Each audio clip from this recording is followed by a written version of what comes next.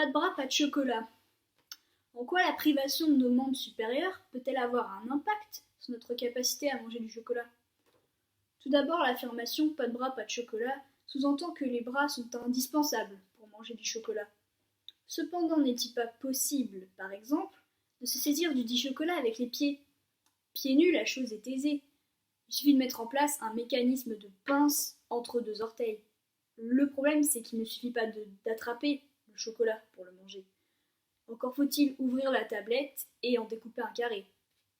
De plus, la saisie pieds nus du chocolat comporte un risque non négligeable de contamination bactériologique en tout genre. Ce serait regrettable. Enfin, la saisie pieds nus du chocolat comporte un risque non négligeable de perte de crédibilité sociale. Ce serait regrettable. De toute façon, quand on mange du chocolat avec les pieds, on n'invite pas ses amis, si on a des amis, parce que la probabilité d'avoir des amis et des idées pareilles est inférieure à 0,01. Mais je digresse. Il nous faut faire un choix. Essayer de manger le chocolat seul avec les pieds, ou bien trouver un stratagème plus civilisé pour le manger en présence de nos amis. Comme dit précédemment, nous n'avons pas d'amis. Le choix est fait, poursuivons avec les pieds. Cependant, si l'on ne peut saisir proprement le chocolat pieds nus, pourrait-on le saisir proprement chaussé, en admettant que l'on mette au point des chaussures hygiéniques, bien entendu.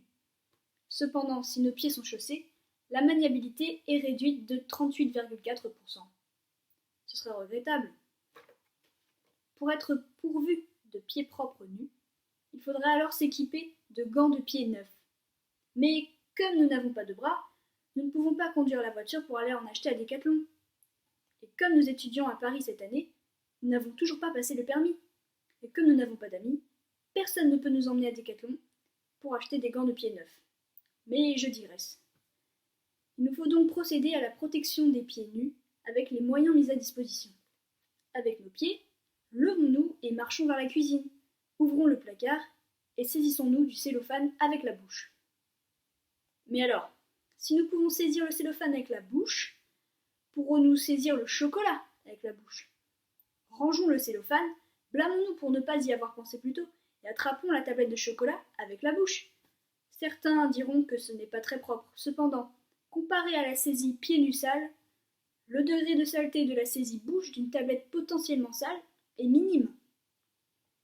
Une fois la tablette saisie, il nous faut déchirer les bouts d'aluminium de l'emballage. Pour cela, utilisons nos dents et donnons des coups répétés pour attaquer le dit emballage. Prenons garde cependant à ne pas ingérer de l'aluminium lors de cette étape. Enfin, croquons dans le chocolat. Bien que l'effort demandé pour parvenir à ce résultat nécessite une dépense d'énergie conséquente, il est inutile de manger toute la tablette d'un coup pour combler ce déficit. Un tel engloutissement comporte un risque non négligeable de crise de foie. Ce serait regrettable. En conclusion, pas de bras, pas de chocolat, que nenni. En revanche, pas de bras, crise de foie. Mais comme la crise de foie comporte une élimination du chocolat ingéré, on peut alors en déduire crise de foie, plus de chocolat. Dans ce cas, l'expression exacte serait pas de bras, plus de chocolat.